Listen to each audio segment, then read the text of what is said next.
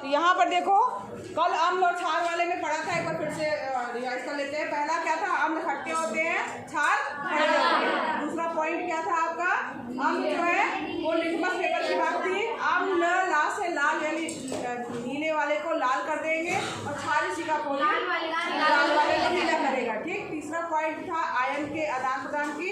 तो आयन जो है जलीय विलयन में अगर हम बात करें तो अम्ल जो है वो H+ आयन देंगे और क्षार जो होते हैं वो OH- आयन देंगे। ठीक है। और अगला पॉइंट था आपका, हाँ, अम्ल जो है अगर जो है तो जलीय विलयन में विद्युत धारा का प्रवाह करते हैं, उसमें बल्ब जल जाएगा। और क्षार भी वही काम करते हैं, जलीय विलयन में विद्युत धारा का प्रवाह करते हैं, उसमें भी विद्युत धारा का प्रवाह होगा। नेक्स्ट पॉइंट क्या था आपका, अगर धातुओं के साथ अभिक्रिया होती है तो क्या होता है, हाँ, धातुओं के साथ और साथ में और क्या हो रहा था, हाइड्रोजन गैस। अगर अम्ल है तो धातु के साथ अभिक्रिया करेंगे तो क्या बनाएंगे, लवण और हाइड्रोजन गैस। क्षार है, धातु के साथ अभिक्रिया करेंगे तो वो भी क्या बनाएंगे, लवण या लवण प्लस हाइड्रोजन गैस बनाएंगे, जो कि खटखट या पॉक के बाद के साथ में जलती है। ठीक। उसका एक्सपेरिमेंट भी हमने देखा था। आज जो है हमको इसके आगे पढ़ना है, कितना बंद करो जरा, लाइट बंद कर दें, लाइट ऑफ कर दो। यहाँ पर देखो, आज जो पढ़ना है वो है धातु कार्बोनेट तथा धातु, अरे बंद करके देख लो, बोलो मत, फैन मत बंद करना। अब यहाँ पर देखो, धातु कार्बोनेट तथा धातु हाइड्रोजन कार्बोनेट अम्ल के साथ कैसे अभिक्रिया करते हैं। तो यहाँ पर अम्ल की बात हो कर रहे हैं हम, यानी हम यहाँ अम्ल के बारे में जानेंगे कि अम्ल जो है अगर किसी भी धातु का कार्बोनेट लेते हैं तो क्या अभिक्रिया होगी, और हाइड्रोजन कार्बोनेट लेते हैं तो क्या अभिक्रिया होगी। इसके लिए एक्सपेरिमेंट किया गया है।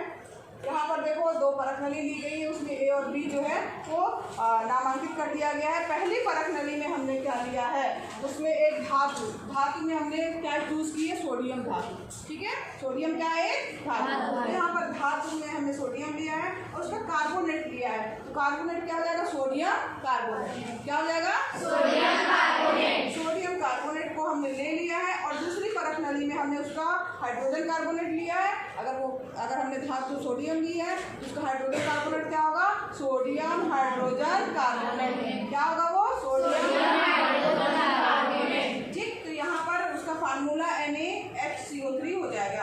अब उसकी क्रिया हमको करानी है अम्ल के साथ में। अम्ल जनरली हम जो है वो HCl लेते हैं या तो H2SO4 2 लेते हैं। तो हमने यहाँ पर कौन सा अम्ल लिया है, HCl अम्ल जो है, तनु सल्फ्यूरिक अम्ल जिसको बोला जाता है, वो हमने लिया हुआ है। उसके साथ अभिक्रिया कराई, यहाँ हमने सोडियम कार्बोनेट लिया, परख नली में उसमें जो है हमने कुछ अम्ल की बूंदें डाली, कुछ बूंदें नहीं मतलब उसका अम्ल लिया और उसमें जो है सोडियम कार्बोनेट डाला, जो कि ठोसा मसला में था। अब उसके बाद थोड़ी देर में आप देखेंगे कि उसमें रासायनिक अभिक्रिया होने लगेगी अपने आप ही अंदर। ठीक। अब अभिक्रिया हो रही है तो उसमें फिर जो है ये आपने कॉम देखा होगा, उससे परख नली लगा करके निकास नली से जो है उसमें कोई गैस निकलती है और उसको हम जो है वो एक दूसरी परख नली में, इसमें हमने क्या लिया है, वो चूने का पानी, जिसको क्या बोला जाता है, कैल्शियम हाइड्रोक्साइड बोला जाता है, उसको दिया है। उसमें उस गैस को प्रवाहित किया। प्रवाहित करने पर हमें क्या दिखाई दिया कि वो जो गैस है वो जब उसके अंदर जा रही है तो उस पानी को दूधिया कलर कर दे रही है और सफ़ेद कलर का अवक्षेपण जो है वो नीचे जमीन तली में बैठ रहा है। ठीक, समझ में आया। तो अब अभिक्रिया क्या हो रही है, तो यहाँ पर ध्यान दीजिए, जो अभिक्रिया हो रही है वो जो अभिक्रिया हो रही है इसमें हमने सोडियम कार्बोनेट लिया था। सोडियम कार्बोनेट मतलब ये धातु कार्बोनेट, धातु के रूप में हमने इसमें क्या लिया है, सोडियम धातु कार्बोनेट जो है वो अम्ल के साथ अभिक्रिया करेगा। और क्या आपको सबको पता है कि अगर Na और Cl है तो पक्के दोस्त हैं, हर जगह क्या होते हैं, ये जुड़ जाते हैं जाकर के, तो NaCl अपना दोस्ती निभाएगा, दोनों एकदम बिल्कुल मिल जाएंगे। तो NaCl आपका बन गया। अब बचे वाले जो है वो पानी और जो है कार्बन डाइऑक्साइड गैस जो है वो बचेगी और या निकलेगी, तो पानी जो है वो लिक्विड रूप में रहेगा और CO2 गैस निकलेगी। तो यानी अभिक्रिया जो ये हो रही है इसमें आपको क्या निष्कर्ष निकल के आ रहा है कि धातु कार्बोनेट, ध्यान से सुनिएगा, धातु कार्बोनेट अम्ल के साथ अभिक्रिया करके धातु कार्बोनेट जो है वो क्या कर रहे हैं, अम्ल के साथ, यहाँ इसकी बात बात कर रहे हैं हम धातु कार्बोनेट अम्ल के साथ अभिक्रिया करने पर क्या बना रहे हैं? NaCl क्या है? लवण बना रहे हैं, पानी बना रहे हैं और क्या बना दे रहे हैं? Carbon dioxide gas. Carbon dioxide gas, ये गैस के रूप में है ना, ठीक है। तो यहाँ पर हमको ये निष्कर्ष निकल के आया कि धातु कार्बोनेट है वो अगर अम्ल के साथ अभिक्रिया करेगा तो आपका लवण बनेगा, पानी बनेगा और कार्बन डाइऑक्साइड गैस बनेगी। सबको समझ में आया क्या? सबको आया? तो ये आपका एक ही अभिक्रिया हो गई धातु कार्बोनेट वाली, और यहाँ पर आपको ये याद हो गया, सबको याद हो गया धातु कार्बोनेट अम्ल के साथ अभिक्रिया करके लवण बनाते हैं, पानी बनाते हैं और क्या बनाते हैं? Carbon dioxide gas. अब यहाँ पर इसको बस आपको सूत्र याद करना होगा, तो हमने ये जो है फार्मूला लिख लिया और ये इसको याद कर लीजिएगा। नेक्स्ट हमें क्या पढ़ना है कि धातु हाइड्रोजन कार्बोनेट की बात कर रहे हैं। तो धातु हाइड्रोजन कार्बोनेट अगर हमने लिया है, सोडियम धातु हमने ली है, तो ये सोडियम हाइड्रोजन कार्बोनेट, इसको क्या बोलेंगे? Sodium hydrogen carbonate. हाँ, सोडियम हाइड्रोजन कार्बोनेट जो है वो अम्ल के साथ अभिक्रिया कर रहा है। हमने इसमें भी HCl लिया है, तो यहाँ पर NaCl, यहाँ पे भी Na दिख रहा है, यहाँ पे Cl दिख रहा है, तो पक्के दोस्त हैं, इन लोगों ने दोस्ती कर ली, ये अलग हो गए और पानी बन गया और कार्बन डाइऑक्साइड गैस बन गई। यानी कि इसमें भी क्या हो रहा है? एक लवण बन रहा है, एक पानी बन रहा है और एक कार्बन डाइऑक्साइड गैस निकल रही है। अगर हम इसको इस तरह से लिखें तो धातु हाइड्रोजन कार्बोनेट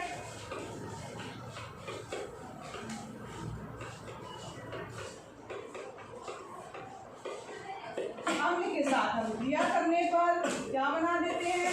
लवण बनाते हैं, पानी बनाते हैं और कार्बन डाइऑक्साइड गैस बनाते हैं। कार्बन डाइऑक्साइड गैस के रूप में निकलती है। तो यहाँ पर ये आपको दूसरा पॉइंट आपका आ गया कि ये बन रहा है, दोनों में बन वही रहा है, चाहे हम धातु कार्बोनेट लें चाहे हम धातु हाइड्रोजन कार्बोनेट लें, दोनों अभिक्रिया करते हैं अम्ल के साथ में, तो दोनों में हो क्या रहा है? लवण बन रहा है, पानी बन रहा है और गैस निकल रही है, ठीक है। अगर कोई पूछेगा कि धातु कार्बोनेट की अम्ल के साथ अभिक्रिया बताइए या अम्ल के साथ धातु कार्बोनेट की अभिक्रिया बताइए, तो आपको ये लिखना होगा फार्मूले के साथ में उदाहरण देते हुए, ठीक। या हाइड्रोजन कार्बोनेट के लिए पूछता है तो भी ये लिखना, नोट कर लिया आपने ये सब, ठीक है। अब यहाँ पर देखो ये सबने नोट कर लिया। अब नेक्स्ट हम यहाँ पर बढ़ते हैं आगे। हाँ, ये अब जो हमारा जो वो क्या बोलते हैं CO2 गैस आपने देखा था एक्सपेरिमेंट में, जो CO2 गैस निकल रही थी उसको हमने दूसरी परत नली में जो है वो प्रोवाइड किया था किसमें? चूने के पानी में। तो चूने का पानी क्या हो जाता है? वो दूधिया हो जाता है और क्या कहते हैं साथ ही साथ जो है उसमें सफ़ेद कलर का जो है अवक्षेप, यानी कि नीचे तली पे बैठने वाला जो है अवक्षेप मिलता है और पानी जो है वो बन जाएगा। यहाँ उत्पादित कार्बन डाइऑक्साइड गैस को चूने के पानी से प्रवाहित करने पर श्वेत अवक्षेप बनेगा और पानी जो है आपको मिलेगा। लेकिन अगर हम उसमें ज़्यादा मात्रा में और ज़्यादा उस प्रक्रिया को करें, थोड़ी देर और रुकें, तो थोड़ी ज़्यादा मात्रा में क्या निकलेगी? आपकी कार्बन डाइऑक्साइड गैस निकलेगी। तो क्या होगा? अब ज़्यादा कार्बन डाइऑक्साइड गैस निकलेगी तो फिर से इस चीज़ पे जो अंदर उसका सोल्यूशन बना श्वेत अवक्षेप और ये परत नली में है, अब उसमें और कार्बन डाइऑक्साइड वहाँ से बन करके जो है एक्सपेरिमेंट के थ्रू उसमें और ज़्यादा आएगी। तब क्या होगा कि वो वापस जो है वो ये यहाँ पर देखिए कैल्शियम हाइड्रोजन कार्बोनेट बन जा रहा है, ठीक है। और यहाँ पर हो क्या रहा है कि जो पदार्थ बनेगा वो क्या होगा? जल में विलयशील होगा, यानी घुलनशील होगा। पहले तो अवक्षेप बन रहा था सफ़ेद कलर का जिसमें बैठ जा रहा था, मगर जब ज़्यादा कार्बन डाइऑक्साइड जो है वो हो जाएगी उसके अंदर तो वो जल्दी फिर से जो है वो घुल जाएगा, ठीक है। तो सफ़ेद पर उसका गायब हो जाएगा। तो यहाँ पर आप उसको शब्दों में लिख सकते हैं जो कि आपको याद हो गया है। क्या शब्दों में लिखना? सभी धातु कार्बोनेट एवं हाइड्रोजन कार्बोनेट अम्ल के साथ अभिक्रिया करके संगत लवण कार्बन डाइऑक्साइड गैस एवं पानी बनाते हैं। सबको याद हुआ है? पीछे वाले बच्चे तो कुछ बोलते ही नहीं है। हाँ, पीछे समझ में नहीं आता क्या तुम लोगों को? सच सच बताओ। पूछा क्यों? खुशी, क्या नाम है तुम्हारा? स्नेहा उमर वैस है ना? बताओ समझ में आ रहा है? सुनाई देता है और दिखाई भी देता है? चलो ठीक है। तो यहाँ पर जो हमने अभी अभिक्रिया देखी उसमें हो क्या रहा था? धातु कार्बोनेट, धातु हाइड्रोजन कार्बोनेट अम्ल के साथ अभिक्रिया करके लवण बना रहे हैं, कार्बन डाइऑक्साइड गैस बना रहे हैं और पानी बना रहे हैं। ठीक है, ये सबको याद हो गया। अगर हम धातु कार्बोनेट और धातु हाइड्रोजन कार्बोनेट की बात करें तो वो अम्ल के साथ क्या अभिक्रिया करते हैं? क्या अभिक्रिया करते हैं? लवण बनाते हैं, पानी बनाते हैं और कार्बन डाइऑक्साइड गैस जो है वो रिलीज होती है। अब बात करते हैं, अब अभी तक हम अम्ल की अलग बात कर रहे थे कि अम्ल धातु के साथ क्रिया करेंगे तो क्या होगा, धातु कार्बोनेट के साथ अब क्रिया करेंगे तो क्या होगा, क्षार इसके साथ अब क्रिया करेगा तो क्या होगा। मगर आपने कभी सोचा है कि अम्ल और क्षार को आपस में मिला दिया जाए तो क्या होगा? अगर अम्ल क्षार आपस में मिल जाएंगे तो क्या हो सकता है?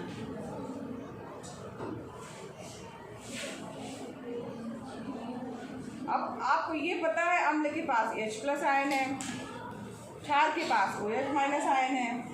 अब ये आपस में ही मिल गए तो आयन, तो जब आपस में जब ये दोनों मिल जाएंगे तो पानी बन जाएगा और क्या कहते हैं, पानी जो है क्या हो जाएगा, एक तरह से कहा जाए कि उदासीन है ना। यानी कि अम्ल और क्षार को अगर हम आपस में मिलाते हैं तो अम्ल जो रहेगा वो क्षार के प्रभाव को खत्म कर देगा, क्षार जो रहेगा वो अम्ल के प्रभाव को खत्म करेगा।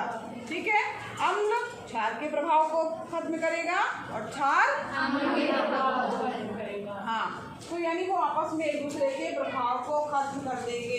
इसका क्या मतलब हुआ कि अम्ल के द्वारा क्षारक का प्रेक्षित प्रभाव तथा क्षारक द्वारा अम्ल का प्रभाव जो है वो समाप्त हो जाता है। जब दोनों का में किसी का प्रभाव ही नहीं रहेगा तो वो क्या हो जाएगा, उदासीन हो जाएगा।